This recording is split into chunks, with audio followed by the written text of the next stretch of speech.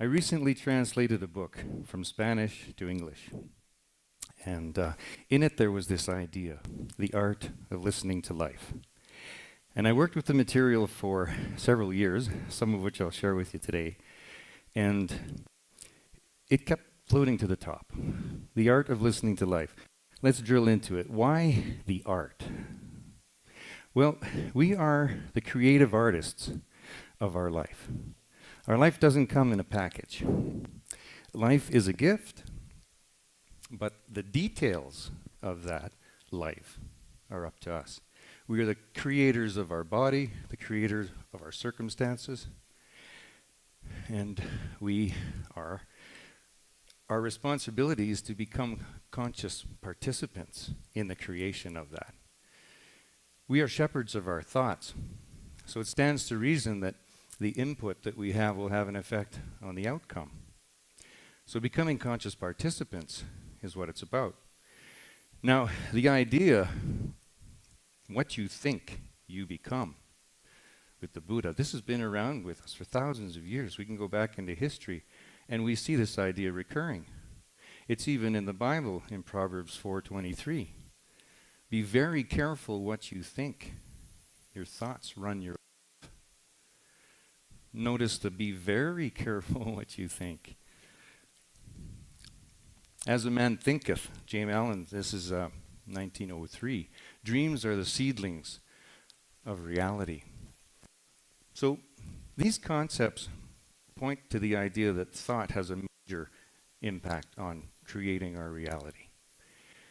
And so the question of becoming conscious participants in this process. Now, whether you see yourself as a creator or a co-creator, it's about becoming a conscious participant. So, the art of listening. Listening, we hear that being a good listener is a good thing. No pun intended. But we don't just listen with our ears. We actually have an internal receptor that's made up of heart, mind, and soul that is constantly taking in information. Constant income of information coming from our higher self. So reawakening the ability to hear this inner voice is key to being able to navigate life. Information is coming in constantly, coming from our higher self, soul, self, source, universal intelligence, God. Whatever vocabulary serves you. We're not here to define the undefinable, but we understand things from our own perspective. I see the universe from center, from here. You see it from there. So for all intents and purposes, we're all the center of the universe. The guidance and information comes from the outside, but it's up to us to assimilate that information and make something of it. We have to understand it from our own perspective.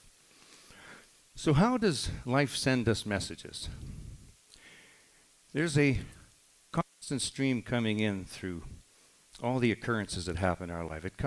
One thing that we get off the table right off the bat is that life doesn't communicate with us with words and language. It communicates through messages, through signals, signs, occurrences, situations, all this sort of thing. And when we become better at interpreting what that messaging system is, it goes deeper. It goes to intuition. It goes to heart impulse. It goes to deep feelings. And then as we go along, we start to see it in coincidences, occurrences happening in our life. Synchronicity. Everything comes together so that we can accomplish our dreams and reach our destination. We have lines like, the stars all line up so that we could, get a project done. We have a lot of these pretty statements about how things work and should work. So about 10 years ago, we had The Secret. Do you remember that? It was a documentary and a book. It talked about following your dreams and the law of attraction. When the collective mind is ready for information, it comes. And that particular one went like wildfire. We were ready for it. I'm also noticing that we're really ready for the methods of achieving these broad statements that are made. So for instance, in order to follow your dream, you have to have one. Seems like a simple concept, but trying to find that mission, that vision, that intention, it can be a challenge. Law of attraction. The law of attraction doesn't work without the law of intention. Intention is the magnet. Intention is the magnet, and the universe knows what to send you.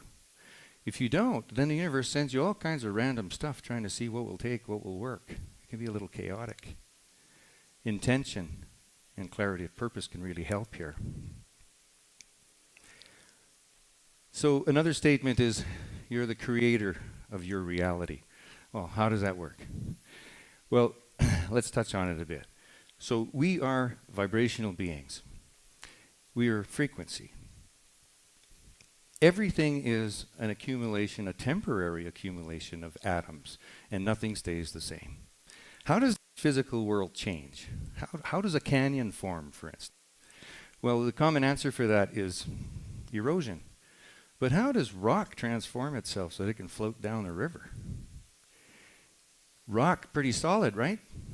But it's still made of atoms. And atoms are 99.999% space.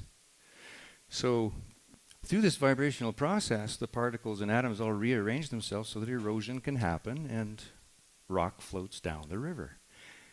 Everything is vibration. Everything is frequency. So how does this relate to thought?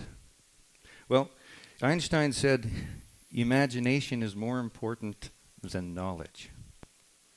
Then he deepened it with this. The intuitive mind is the sacred gift, and the rational mind is the faithful servant. Our society is honoring the servant, rational mind, and forgetting about the gift, intuitive mind. Everything that we see around us, everything that you see started in the imagination. It started as a thought, an idea. So we're quite enthralled with this thing. We have this incredible brain.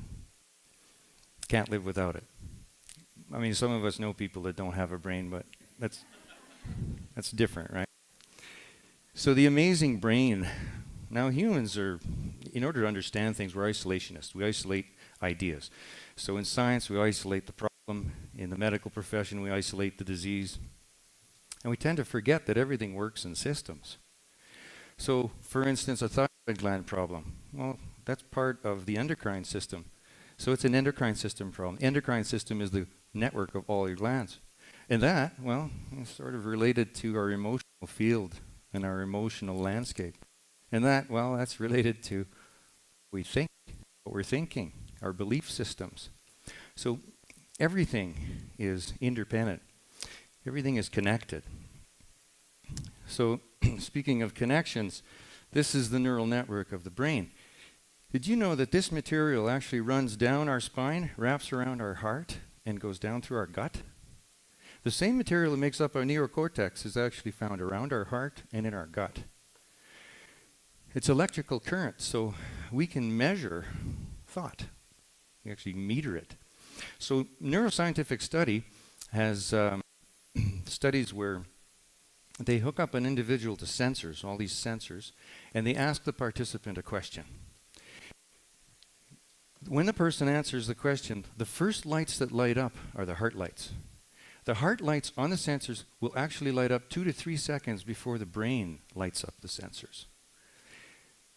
The gut will actually light up before the brain lights up. Now, this is a scientific study that's out there. And what it does is it basically confirms that what we know intuitively. We know there's something else going on. It's not all just in the brain. The Heart Math Institute, along with other organizations, claim that the heart tells the brain what to do. The brain is the supercomputer that actually carries out the task. What does your heart tell you? Follow your heart. I had a good gut feeling, I had a bad gut feeling. Now these statements. So something that we know intuitively is backed by science. It's good to have science on our side these days, because I think science is the religion of the day. You know, we have great faith in science, and science is great. It gets us to understand our physical space, our physical universe, and that's important. But it gets us to a point where consciousness, and all of a sudden the mathematical calculations no longer serve. It was Pierre Chardin who said that we are not physical beings having a spiritual experience. We are spiritual beings having a physical experience. Now, source, we are here experiencing ourselves in individuality, and we're quite taken by that. So thoughts are electrical. They're energy, they're frequency. So this frequency we output into a vibrational world. Everything is vibration. Thought is vibration. When you attach emotion to thought, when you attach an emotion to an intention, to a vision, to a dream, it becomes a more powerful transmission. And it moves out into our vibrational environment, into our reality. That's one of the interactions. We're actually speaking the language of the universe.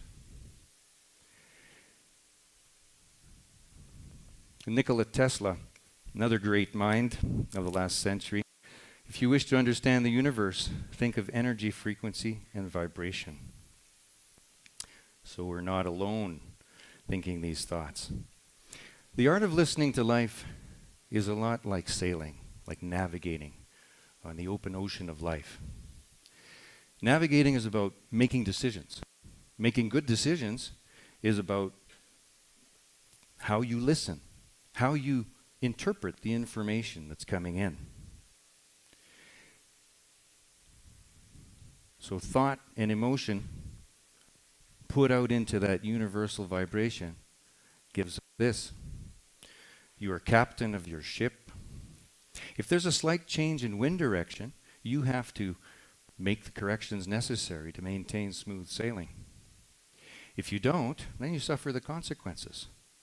If there's a slight change in wind direction, well, that is a metaphor for incoming information from your higher self. Ignore the message.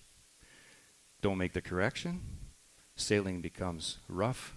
You can even end up dead in the water. One of my recent activities, I'm developing a relaxation app because quieting the mind is the first thing that needs to happen. Mind chatter, you know. I just learned a new expression in Mexico. It's an active brain like a monkey in a mango grove. I like the movement there. I go pretty crazy in a mango grove myself. I love mangoes. I digress. So, so quieting the mind. We have TV, we have radio, we have city sounds. That's external noise. We have judgment. We have worry. We have fear. That's internal noise. It all buries the inner voice. Silence. Deep conscious breathing. In that deep silence, ask yourself a question. Any question. And in the first seconds that follow, because remember, the first seconds before the rational mind arrives, because the heart shows up 2 to 3 seconds before the brain, you'll be surprised at what you see and hear there. It's one of the techniques for hearing the inner voice. We are shepherds of our thoughts. Imagination wields the power of creation. We can leave it to the subconscious self, the unconscious self, to create our life for us. It turns okay for some, not so great for others. As an artist, we can leave behind a sculpture, a painting. We can leave behind photographs, words, poems, legacy. But as creative artists, our greatest masterpiece is our life. Our opportunity is in becoming conscious participants in the creation of that. Each and every one of us is writing our own story. We've heard that a couple of times today. It's about becoming a conscious participant in that process. Now, whether you see yourself as a creator or a co-creator, it's about participation. The art of being is greatly enhanced through the art of listening to life. Thank you very much.